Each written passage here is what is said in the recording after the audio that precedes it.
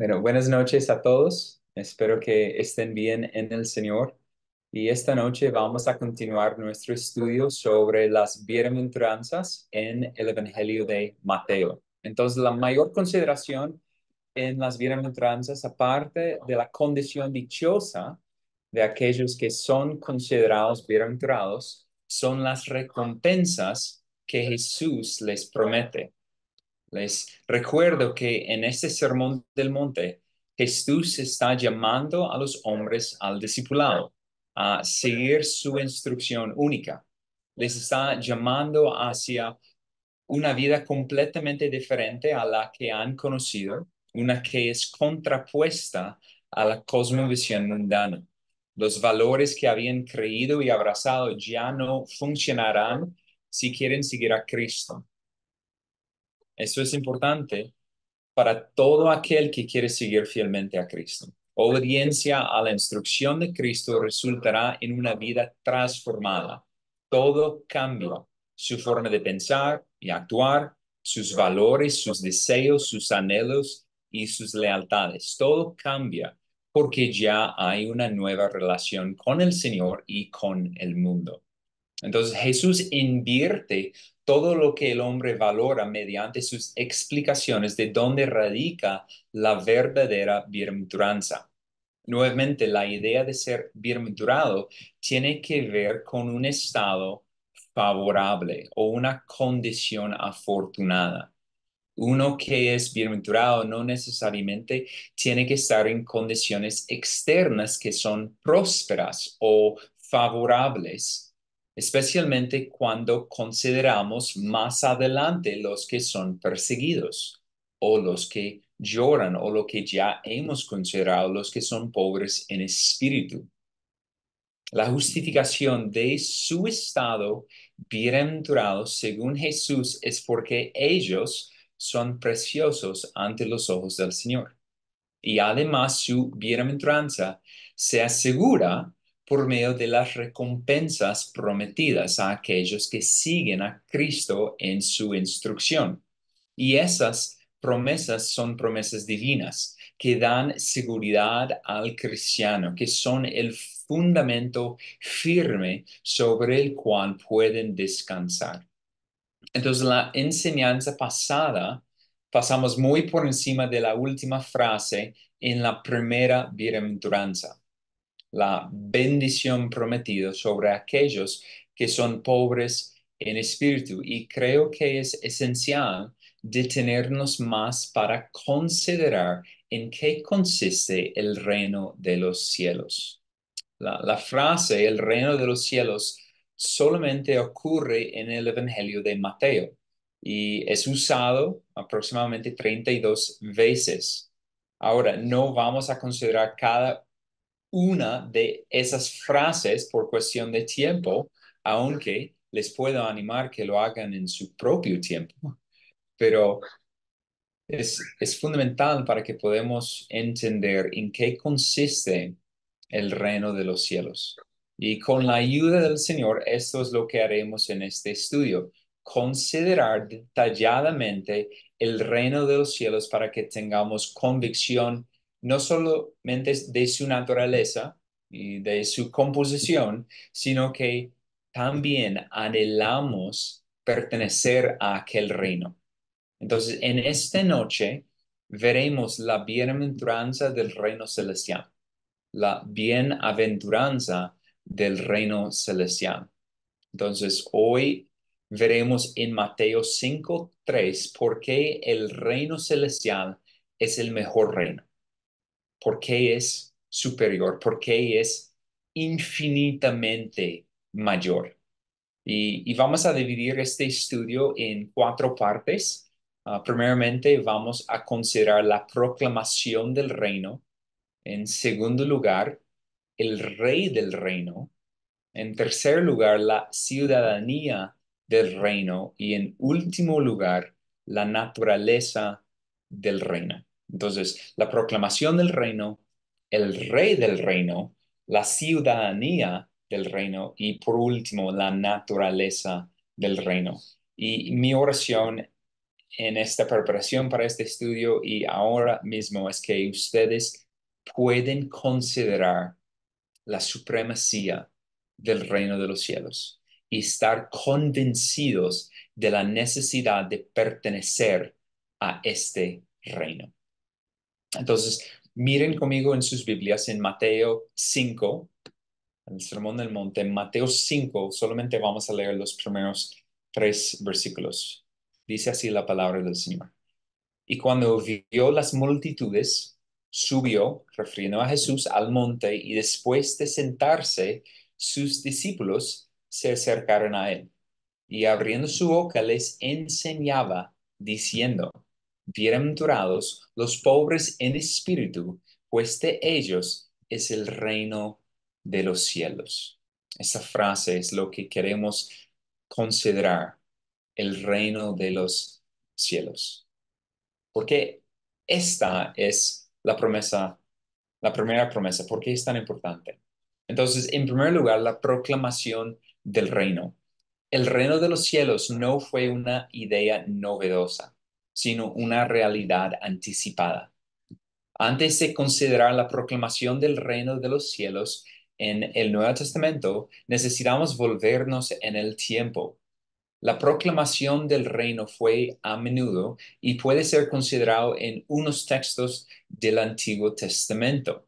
Se puede ver la anticipación de este reino ah, inicialmente con Abraham y después con su hijo Jacob y después con Israel y más particularmente por medio de Judá y a través de su linaje con David. Y era evidente desde el tiempo de David que todavía el reino prometido no había sido establecido en su totalidad. Obviamente Israel ya era una nación en la tierra prometida, pero por ejemplo, mirando textos como el Salmo 72, versículo 8, el Salmo 72, versículo 8, que dice, domine él de mar a mar y desde el río hasta los confines de la tierra. La proclamación del reino futuro cubría mucho más de lo que Israel había poseído en su extensión mayor durante el reinado de Salomón. Todavía estaban esperando un reino mayor, más grande, un reino superior.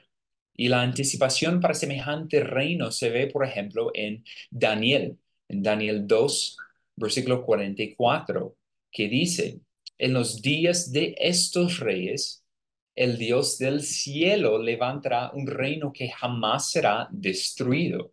Y ese reino no será entregado a otro pueblo. Desmenuzará y pondrá fin a todos aquellos reinos y él permanecerá para siempre. El reino prometido, el reino de los cielos, el reino que pondrá fin a todos los demás reinos, que durará para siempre. Será un reino de poder incomparable y dominio inquebrantable. La proclamación de este reino es repetido nuevamente en Daniel 7. En Daniel 7, versículos 13 al 14, que dicen, seguí mirando en las visiones nocturnas y he aquí, con las nubes del cielo venía uno como un hijo de hombre, que se dirigió al anciano de días y fue presentado ante él y le fue dado dominio, gloria y reino, para que todos los pueblos, naciones y lenguas le sirvieran. Su dominio es un dominio eterno que nunca pasará y su reino uno que no será destruido. Aquí vemos una clara conexión entre el reino proclamado y el rey prometido. El reino proclamado es un reino temible, un reino que se acabará con todos los reinos de la tierra. Es un reino celestial, un reino fuera de este mundo, por cuanto su origen y su reino son de este mundo. Y para todo aquel que no entiende lo que significa esto, solamente tenemos que mirar y recordar las palabras de Jesús en Juan 18:36, cuando dijo, mi reino no es de este mundo.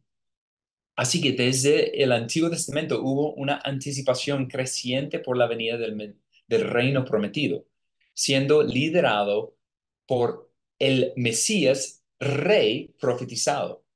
Podemos ver cómo el reino de los cielos ya estaba siendo anunciado desde antes del inicio del ministerio terrenal de Cristo por Juan el Bautista. En Mateo 3:2 leemos cómo era esa proclamación de Juan cuando él proclamaba: arrepentíos, porque el reino de los cielos se ha acercado.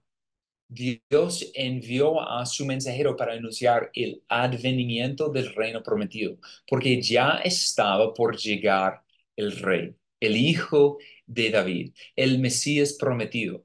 Después de la proclamación de Juan, Jesús mismo, el Dios encarnado, continúa con la misma proclamación. Eso se puede ver, por ejemplo, en Mateo 4:17. Jesús proclamaba diciendo: arrepentíos porque el reino de los cielos se ha acercado. La proclamación por Juan y Jesús del reino de los cielos nos ayuda a entender que este reino no es igual al gobierno universal de Dios sobre su creación, que siempre ha existido sin contención alguna. Sin embargo, el reino siendo proclamado es el reino que vendría por la llegada del rey prometido, el reino mesiánico que sería establecido. El mensaje de Juan, en pocas palabras, era lo siguiente: ustedes necesitan arrepentirse, necesitan volver al Señor, porque en poco tiempo el reino prometido, el reino del Mesías, el reino eterno será establecido. El Cristo profetizado viene pronto para establecer su reino, para sentar sobre su trono. El tiempo está aquí, viene ya. Sin embargo, la evidencia categórica del Evangelio de Mateo es que el pueblo de Dios rechazó al Mesías en su primera venida, cumpliendo con el propósito divino para ofrecer vicariamente al Hijo de Dios como sacrificio expiatorio según el plan predeterminado por Dios, garantizando la salvación del pueblo escogido del Señor. Por este mismo rechazo, el reino de los cielos en el tiempo de Jesús fue presente por la venida del rey, pero al mismo tiempo futuro por cuanto no estableció su reino terrenal. Cristo todavía no está sentado sobre el trono de David. Ya hemos considerado la semana pasada cómo esta promesa de Jesús es una realidad presente a diferencia de las otras bienaventuranzas que son promesas futuras. Esa podemos notar simplemente en los tiempos de los verbos con las promesas. Por ejemplo, en el versículo 3 del Sermón del Monte: bienaventurados los pobres en espíritu, pues de ellos es, no será, sino es el reino de los cielos. Mientras que los demás bienaventuranzas en cuanto a sus recompensas o promesas divinas estén en tiempo futuro. En el versículo 4, bienaventurados los que lloran, pues ellos serán consolados. Solamente al final, en el versículo 10, podemos ver otra vez un tiempo presente y no es algo diferente, sino que es la repetición de lo que estamos viendo hoy. El versículo 10: bienaventurados aquellos que han sido perseguidos por causa de la justicia, pues de ellos es el reino de los cielos. Esta idea, esta promesa, esta recompensa del reino de los cielos es tan fundamental para la enseñanza de Cristo en cuanto a las bienaventuranzas, que es al inicio y es casi al final, cerrando las bienaventuranzas. Una inclusión, mostrando énfasis y mostrando importancia. Eso es central a todo lo que él está diciendo en el inicio del Sermón del Monte, de pertenecer, de poseer el reino de los cielos. Entonces, igualmente, podemos ver cómo este reino es algo que había llegado a ellos, a aquellos que según Jesús son los pobres en espíritu en el primer lugar, y en el último lugar que son los que han sido perseguidos por causa de la justicia. Podemos ver eso en Lucas 17, 20, 21. Lucas 17, 20 al 21 dice, habiéndole preguntado los fariseos cuándo vendría el reino de Dios, nota aquí la diferencia entre el reino de Dios y el reino de los cielos, aunque no hay mucha diferencia entre los dos términos refiriendo al mismo reino mesiánico que es futuro, que vendría, pero aquí nota, Jesús le respondió y dijo, el reino de Dios no viene con señales visibles, ni dirán, mirad, aquí está, o allí está, porque he aquí, el reino de Dios está, entre vosotros está, ahí. Esa es una verdad muy emocionante. Es realmente impresionante considerando cómo el reino de los cielos, el reino de Dios se había acercado durante el tiempo y el ministerio terrenal de Cristo Jesús, porque el rey mismo estaba ahí delante de ellos, el Dios encarnado, pero al mismo tiempo como es futuro. Y eso es algo que comentaristas notan en cuanto a los tiempos presentes de ellos es el reino de los cielos, pero todos los demás futuro. Y eso se da a entender cómo es una realidad presente, pero todavía futura. Algo que ya está en parte, pero no ha sido consumado. Y esto es una verdad simple que los que son pobres en espíritu gozan del consuelo de ser partícipes en el reino de los cielos, aunque no de forma plena. Ellos son partes del reino de los cielos, pero no han experimentado la consumación del reino. Podemos apreciar esto incluso en relación con la salvación, cuando se habla de que el que cree en el Hijo tiene vida eterna. No simplemente que tendrá vida eterna, sino que ya tiene vida eterna, aunque seguramente va a morir. Sí, porque hay que morir para vestirse de lo incorruptible, de lo inmortal, pero aún es un anticipo, es una certeza presente de una realidad futura.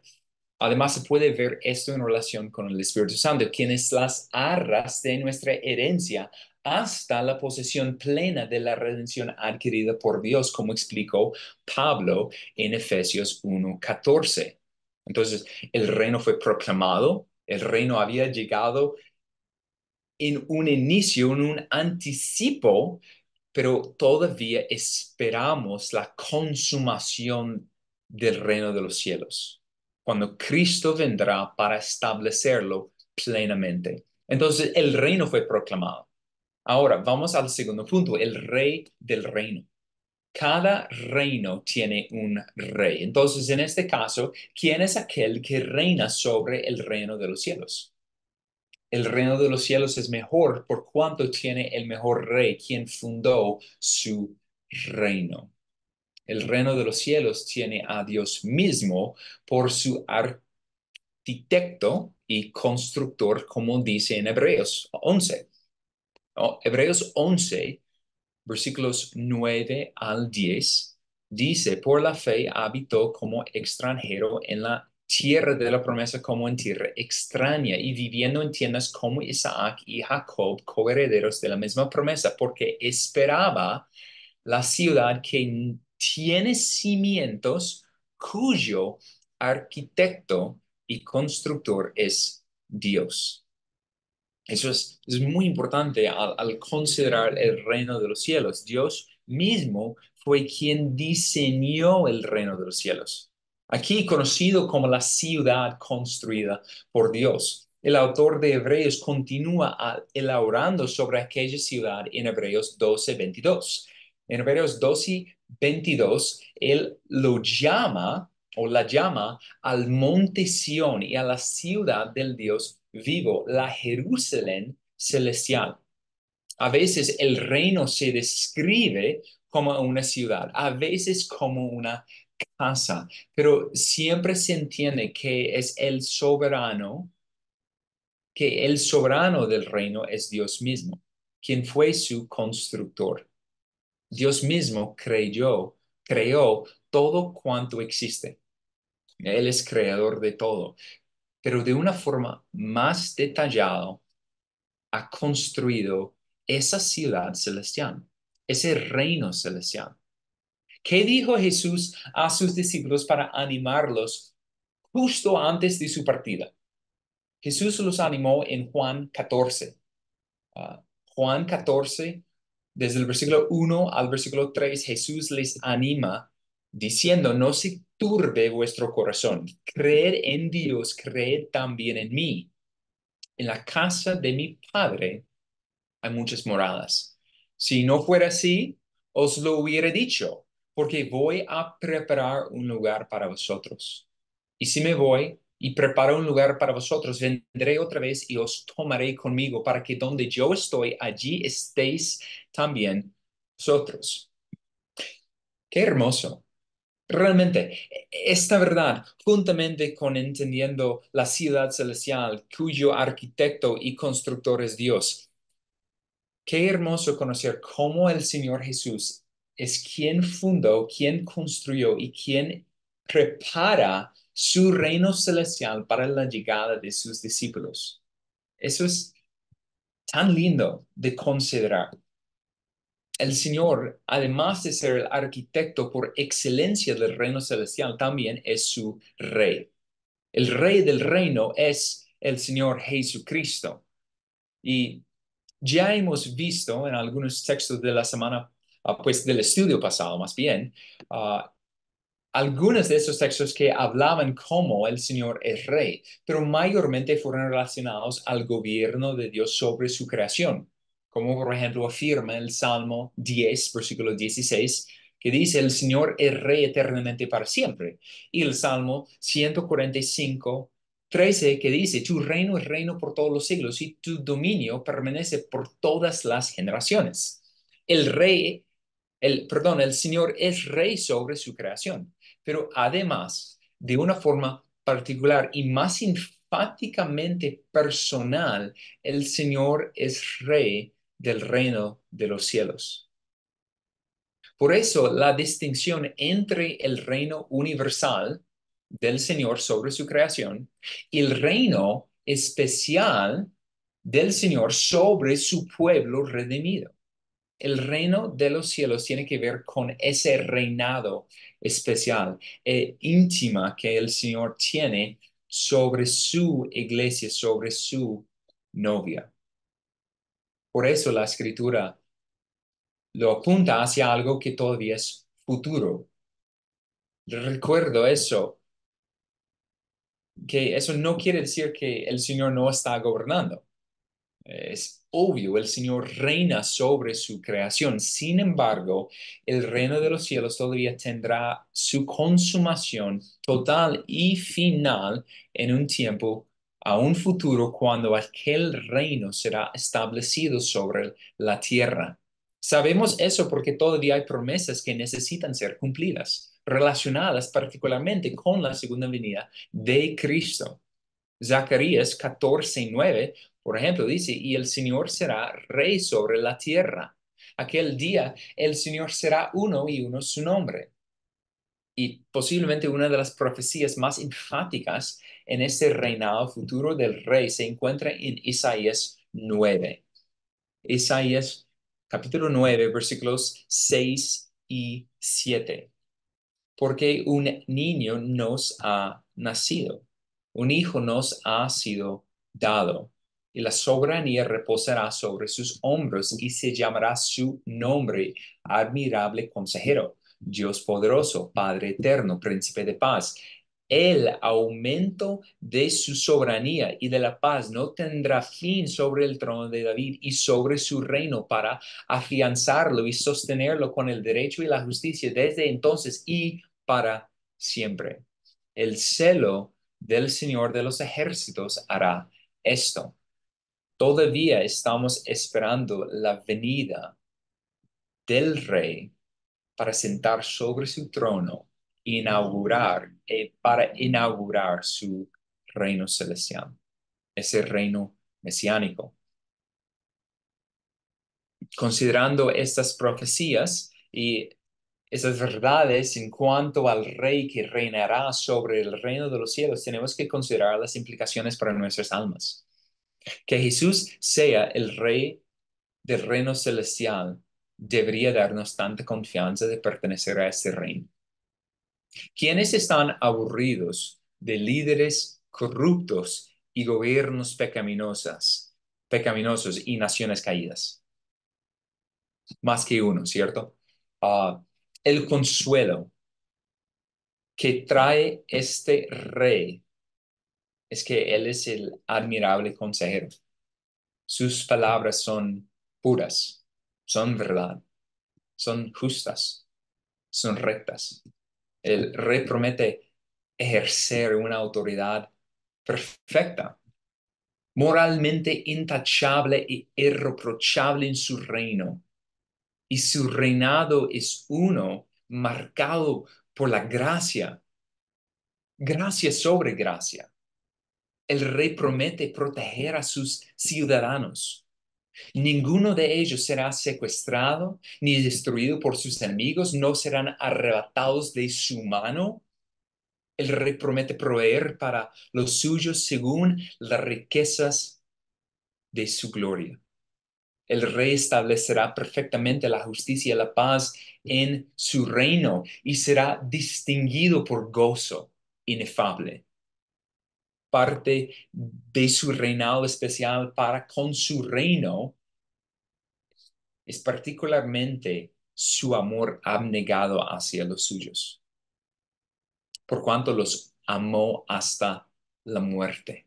Aquí radica la bienaventuranza inefable del reino celestial. Su rey es todo un amor para con sus súbditos, para con su pueblo.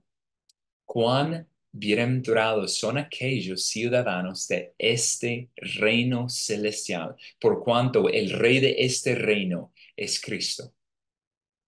Y ahora vamos al tercer punto, la ciudadanía del reino. ¿Quiénes son parte del reino de los cielos? ¿Cómo puede uno llegar a ser parte y pertenecer al reino celestial? La respuesta inicial para esta consideración es que nadie nace siendo parte de la ciudadanía del reino celestial.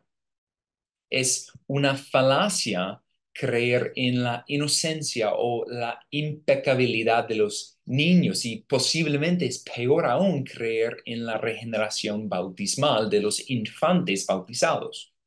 El Salmo 51, versículo 5, es evidencia suficiente para demostrar el estado caído aún de un bebé en la boca de David.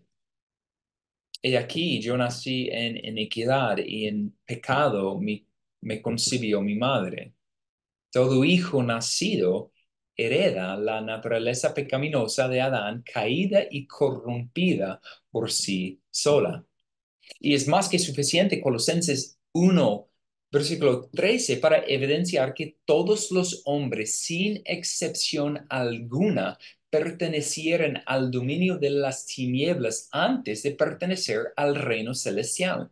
Colosenses 1, versículo 3 dice, porque Él nos libró del dominio de las tinieblas y nos trasladó al reino de su Hijo amado. Todos los hombres vienen a este mundo siendo enemigos de Dios, lejos de la ciudadanía celestial. Son rebeldes, son insurrectos, son sediciosos contra el reinado de Cristo. Entonces, si todos los hombres son enemigos de Dios, ¿cómo es posible que puedan llegar a ser ciudadanos del reino celestial? Y la respuesta en una palabra es que la ciudadanía del reino celestial es una dádiva divina, es decir, es una gracia. Y aquí podemos mirar nuevamente la misma bienaventuranza en Mateo 5:3 para considerar cuál es la condición que Jesús establece para que uno llegue a ser parte del reino celestial. ¿Qué dice el texto?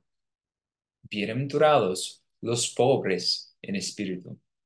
Recuerden que un pobre en espíritu es aquel que reconoce su desnudez espiritual, su vileza moral y su necesidad de ser cubierto. No que intenta como Adán cubrirse a sí mismo, sino que es aquel que es sensible de su condición deplorable, de su inhabilidad de hacer algo para remediar su situación y se da cuenta de que tiene una necesidad y su necesidad es de un Salvador. Un pobre en espíritu es un mendigo moral que desconfía totalmente de sí mismo y mira con ojos de fe al único Salvador que puede redimirle. Es alguien que no depende de sí mismo, no se cree rico espiritualmente, porque conoce cuán desprovisto es de justicia. La entrada a este reino celestial es mediante la fe en Jesucristo, es mediante una apropiación confiada del glorioso evangelio, de las promesas de vida eterna mediante fe en Cristo Jesús. Los que son ciudadanos del reino celestial son aquellos que han dicho algo por el estilo: Cristo, sálvame. No puedo salvarme a mí mismo. Ayúdame. No merezco tu misericordia.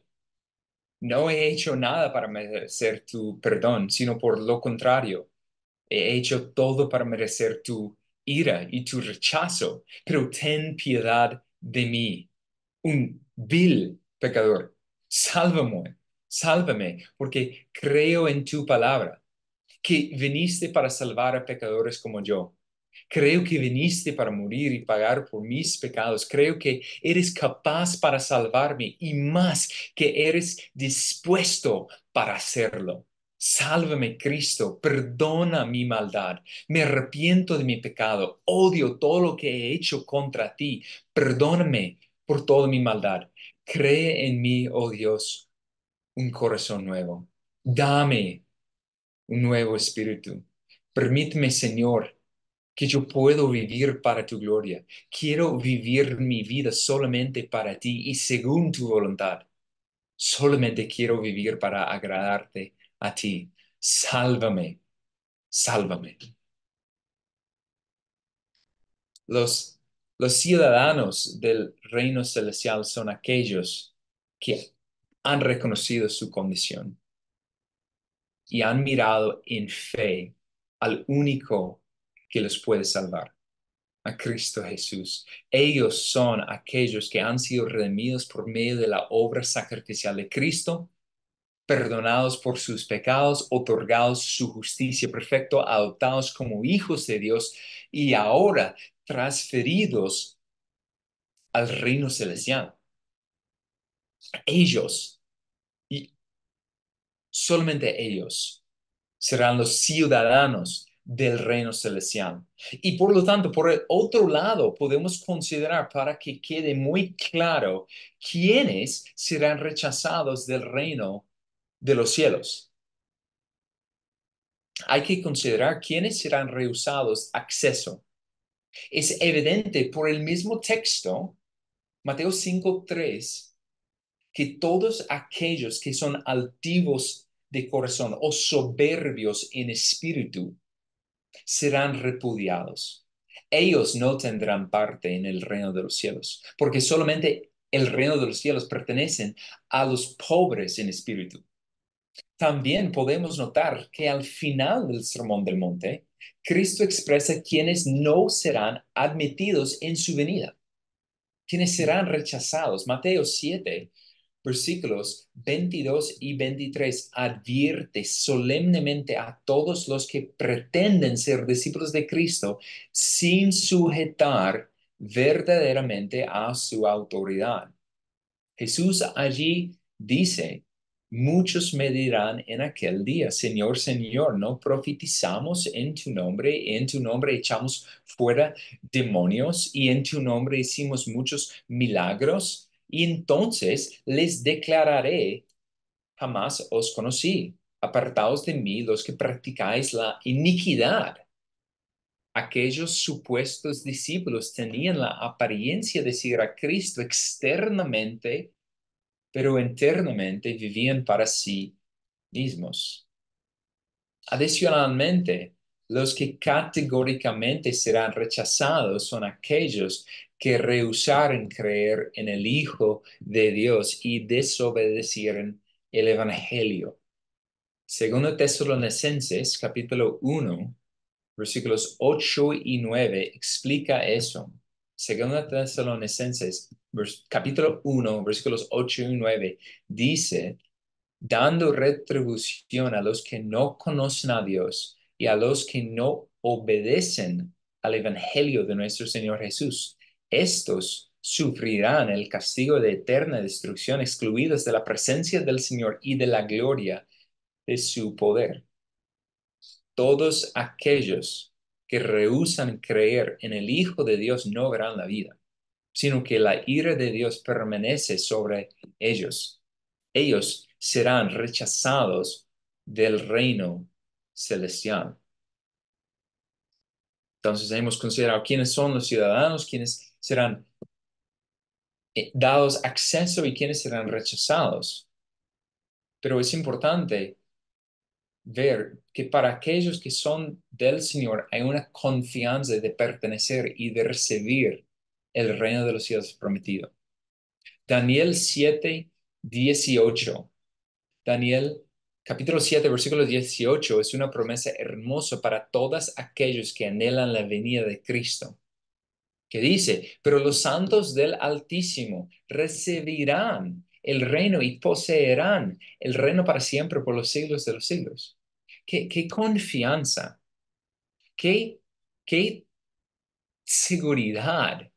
Esta promesa es hermosa. Tenemos que recordar la palabra de ánimo que también Pablo dio a los filipenses en Filipenses 3:20, porque nuestra ciudadanía está en los cielos, de donde también ansiosamente esperamos a un Salvador, el Señor Jesucristo. ¿Quieres tener una ansiedad santa? Esperamos a un Salvador, el Señor Jesucristo. ¿Por qué? Porque nuestra ciudadanía está en los cielos. Amados míos, ¿cuánto tenemos que recordar que nuestra ciudadanía está en los cielos y por lo tanto no ponemos nuestra esperanza en este mundo temporal, este terrestre pasajero? Fijamos nuestra esperanza en lo porvenir, en lo eterno, en lo que es incorruptible e inmarcesible. La confianza de ser parte del reino celestial es el ánimo para todos aquellos que son pobres en espíritu, repudiados por el mundo, pero amados del Señor, forasteros y advenedizos en el mundo, pero herederos de las moradas celestiales.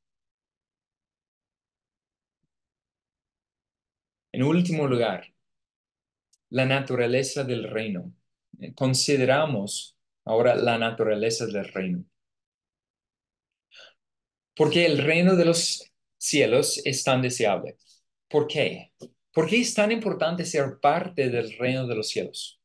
La frase el reino de los cielos comunica que este es un reino diferente, que es único entre todos los otros reinos. Su naturaleza es incomparable con lo que hemos conocido en este mundo, por cuanto Cristo ha dicho, mi reino no es de este mundo.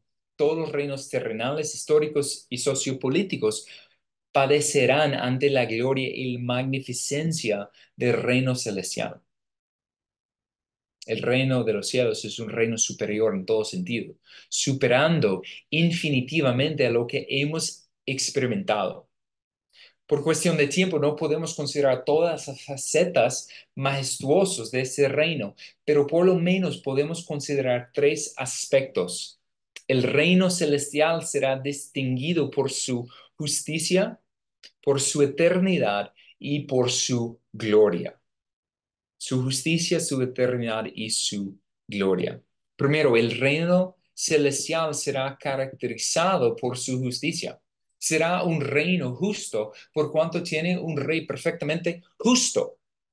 Jeremías 23, versículos 5 y 6 dicen, he aquí vienen días, declara el Señor, en que levantaré a David un renuevo justo, y él reinará como rey Actuará sabiamente y practicará el derecho y la justicia en la tierra.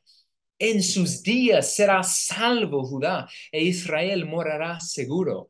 Y este es su nombre por el cual será llamado el Señor, justicia nuestra. La justicia que caracterizará el reino celestial superará nuestra comprensión. Ya no conoceremos el pecado, ya no conoceremos la iniquidad, ya no conoceremos las flaquezas de nuestra carne, ni la traición de nuestro hombre interior. Ya ni siquiera sabremos más lo que es la tentación. Solamente habrá justicia, santidad, una justicia personal y activa que glorifica a Dios. Y Apocalipsis 21-27 asegura que jamás entrará en ella, en esta ciudad celestial, en ese reino eterno. Jamás entrará en ella nada inmundo, ni el que practica abominación y mentira, sino solamente aquellos cuyos nombres están escritos en el libro de la vida del Cordero. El reino celestial será donde mora la justicia y donde no habrá iniquidad. El reino celestial será caracterizado primeramente por su justicia.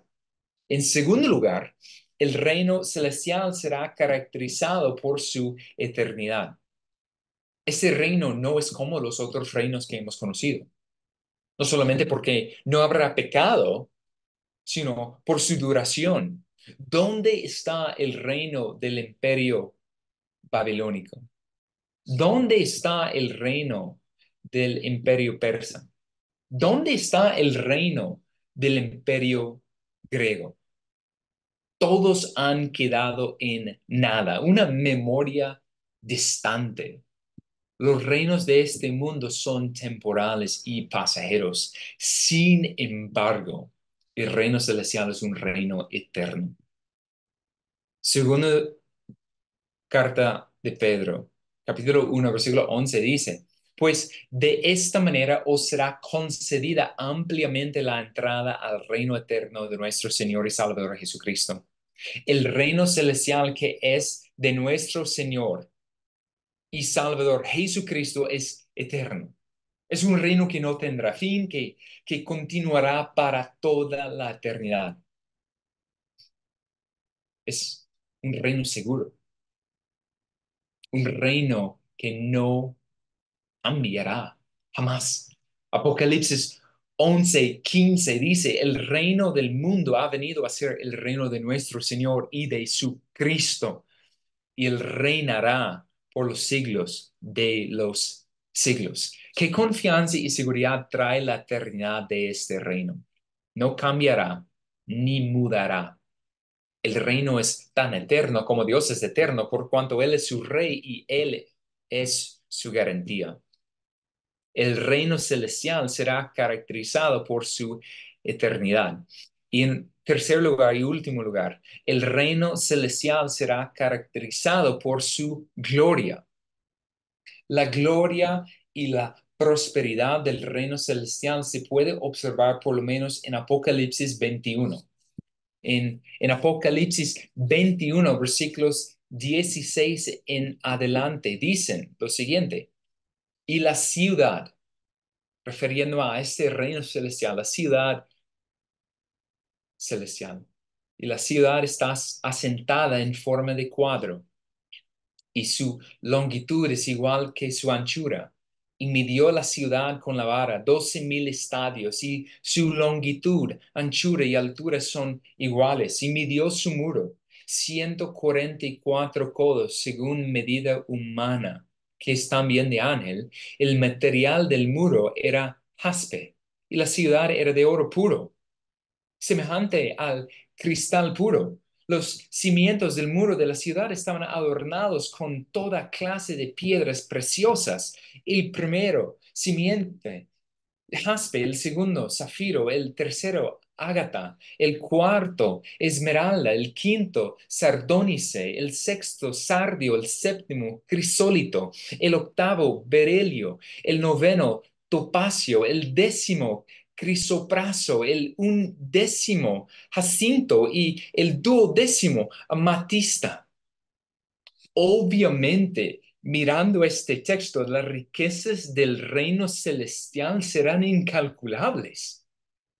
Esto es lo que viven los hombres en este mundo, riquezas, prosperidad. Y mira este reino celestial.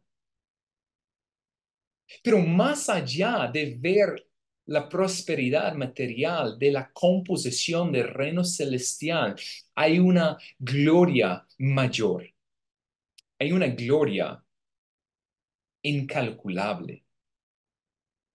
¿Por qué? Porque ahí mora el Señor. Apocalipsis 22, versículos 3 y 5 dicen, y ya no habrá más maldición, y el trono de Dios y del Cordero estará allí, y sus siervos le servirán. Ellos verán su rostro. Ellos verán su rostro, y su nombre estará en sus frentes. Y ya no habrá más noche, y no tendrán necesidad de luz de lámpara ni de luz del sol, porque el Señor Dios los iluminará y reinarán por los siglos de los siglos. La prosperidad del reino celestial será apreciada por la presencia gloriosa de Dios mismo morando en su medio. La gloria de este reino celestial es inefable. El reino celestial será caracterizada por su gloria. En conclusión, cuando pensemos en la naturaleza del reino celestial, amados míos, debemos considerar y meditar más sobre un texto en la primera epístola a los Corintios, el capítulo 2, versículo 9. 1 Corintios 2, 9. Cosas que ojo no vio, ni oído oyó, ni han entrado al corazón del hombre, son las cosas que Dios ha preparado para los que le aman. Si no has meditado en este texto, si no lo has considerado detenidamente, por favor, deben hacerlo. Porque no podemos ni siquiera considerar ni contemplar la gloria venidera que espera a todos aquellos que aman y anhelan la venida del Señor. Gloria sea a Dios. En conclusión, nuestro texto dice, bienaventurados los pobres en espíritu, pues de ellos es el reino de los cielos. Hemos mirado la proclamación del reino, cuán a menudo que ha sido profetizado y prometido y que aún lo estamos anticipando. Hemos visto el rey del reino y cómo es un rey por excelencia, sin igual en su cuidado por su reino, preparándolo a favor de sus ciudadanos. ¿Y quienes son los ciudadanos del reino? Pues son aquellos que han sido redimidos por el mismo rey, y ellos no serán avergonzados, ni repudiados, ni rehusados entrada, por cuanto el mismo rey los ha acercado. Y hemos considerado la naturaleza de este reino, por lo menos en tres grandes rasgos, que es un reino caracterizado por su justicia, su eternidad y su gloria. Amados míos, necesitamos recordar aquella verdad, que no tenemos aquí una ciudad permanente, sino que buscamos la ciudad que está por venir. No estamos en casa, estamos esperando todavía nuestro hogar. Todavía no estamos en casa, estamos nuestra peregrinación, anhelando la venida del Rey y la inauguración de su reino. Y ahora, para terminar, quiero hacerles una pregunta que es vital en esta consideración del reino celestial. ¿Cómo sabes si perteneces al reino celestial? ¿Cómo puedes tener la certeza de que ya perteneces a este reino? La respuesta, la, la forma en que tú puedes saber que perteneces a este reino es porque amas y anhelas estar con tu rey. He estado meditando en estos días en 2 Corintios 5, en 2 Corintios 5, 6 y al 9, que es un texto precioso, que dice, por tanto, animados siempre y sabiendo que mientras habitamos en el cuerpo, estamos ausentes del Señor, porque por fe andamos, no por vista, pero cobramos ánimo y preferimos más bien estar ausentes del cuerpo y habitar con el Señor.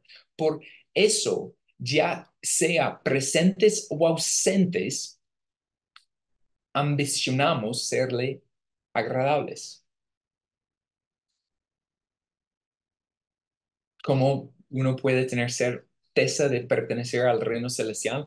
Porque deseas estar con el rey. No deseas tanto el reino en sí mismo, sino anhelas al rey del reino. Para el incrédulo y el impío, el reino celestial sería su infierno porque ahí está Cristo. Y de igual manera, el reino celestial sin Cristo sería el infierno para un hijo de Dios, porque él anhela estar con su amado Salvador.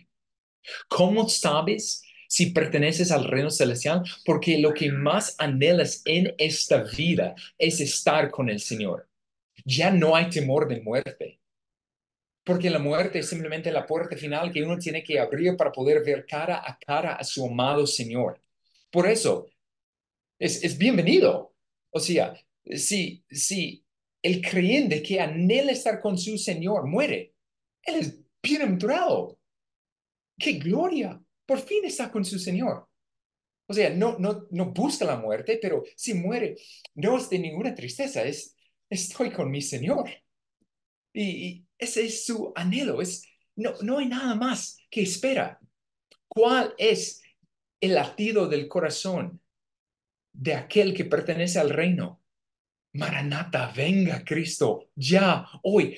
No necesito nada más, no tengo que casarme, no necesito más hijos, aunque quiero más hijos, pero no hay nada más que debe pasar para que Cristo venga. No, venga Cristo. Si hay algo que tú deseas más que la venida de Cristo, ahí tienes un ídolo, ahí tienes un Dios falso, una esperanza inferior a la esperanza superior que es Cristo.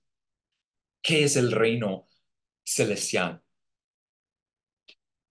Entonces, en todo eso, consideremos cuán bienaventurado es el pobre en espíritu, porque a él pertenece el reino celestial. No tiene nada en este mundo que la aferra, anhela al reino celestial, porque el reino celestial es donde está su rey precioso. Oremos. Amado Dios, te damos gracias por este tiempo. Gracias porque esperamos un reino celestial, un reino de justicia y de que es eterno y que es glorioso. Por cuanto tú estás ahí. Fija nuestra mirada en Cristo Jesús.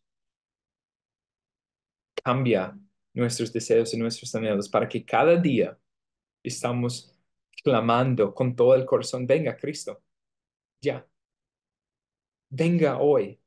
Queremos verte cara a cara y ser transformados a tu imagen y semejanza. No queremos esperar más. Anhelamos ansiosamente tu venida. Venga Cristo. Por amor a tu nombre, y por el gozo eterno de tu pueblo. Amén.